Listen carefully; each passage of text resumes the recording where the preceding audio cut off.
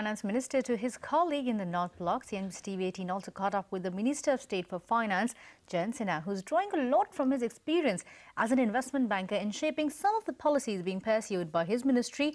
And one area that's clearly high on that list is the loopholes in the taxation structure. In fact, speaking to CNBC TV18's Lata Venkatesh, Sinha says the sole objective of tweaking the double taxation avoidance treaties and implementing or from the next fiscal is to plug these gaps and not dissuade legitimate business transactions.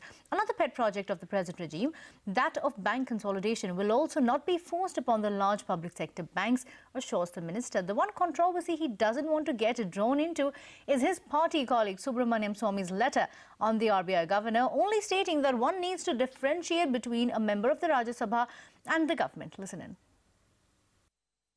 Everybody is trying to get to a much more efficient and effective tax regime.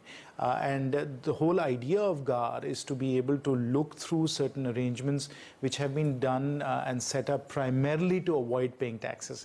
We can't have a world where people are not paying taxes, so everybody has to pay their fair share of taxes. And so if there are constructs that are set up without necessarily a legitimate commercial purpose, but simply to avoid paying taxes in jurisdictions, then of course we have to ensure that we close those loopholes, and that's what GAR is intended to do. I'm with you that we shouldn't encourage tax evasion or tax avoidance that borders on tax evasion.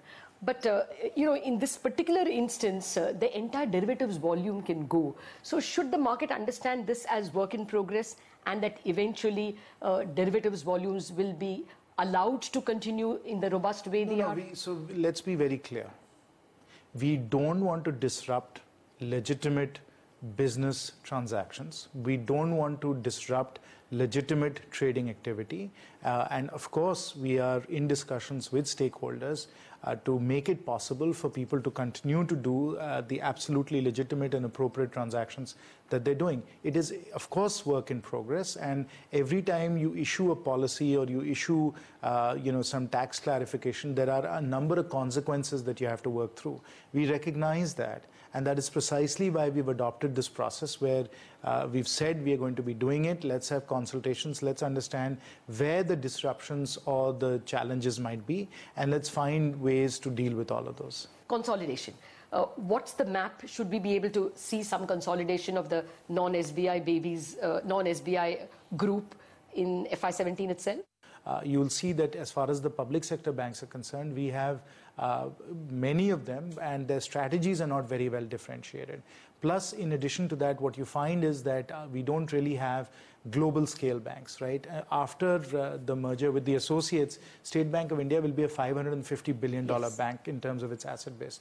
Why don't we have a $1 trillion bank in India, right? We need to have a $1 trillion bank in India if we are going to finance the growth and development of our large corporations. So we really need in India, along with our very excellent private sector banks, we need a few global scale banks in India which are really large and capable of providing the most sophisticated financial services as well as the best technologies. So we need a few of those banks.